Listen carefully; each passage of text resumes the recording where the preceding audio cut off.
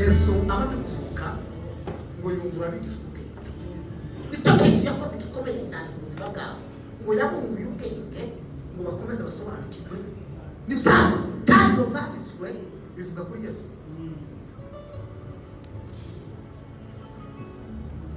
Dore yataye kuri igicucu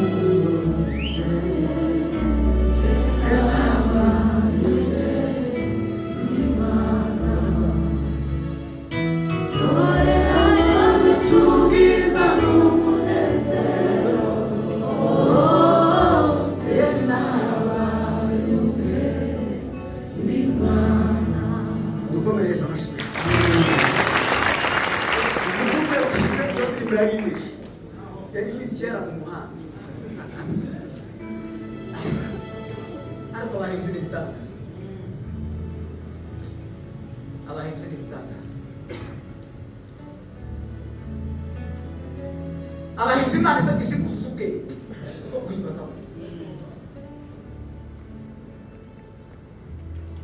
ababuze ubwenge ntibagusaba Imana izitanga ubwenge itimanye. Abafite icyo cyifuzo umunsi n'umunsi, isaha n'isaha, Imana izakora ubwenge batumenya, kandi itanga ubwenge gusa bwo kwirata ku bana, itanga ubwenge bwo kutuyobora tumenya kuramya no guhimbaza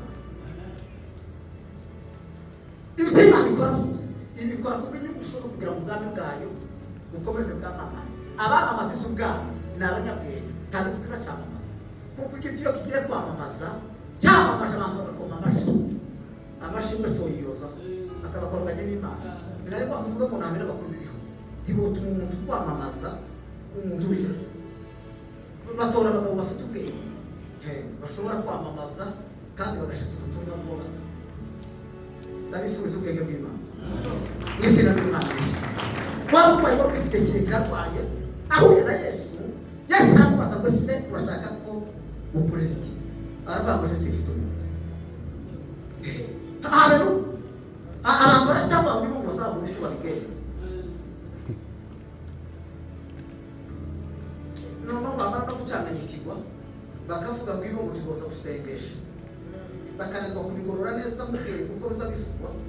Ikeri yavuze ngo gusengesha ni ugupfubuza icyo gikorwa. Ntabaza basengesha nabera baza basaba abandi kubafasha. Ariko yavuze ngo gusengesha ni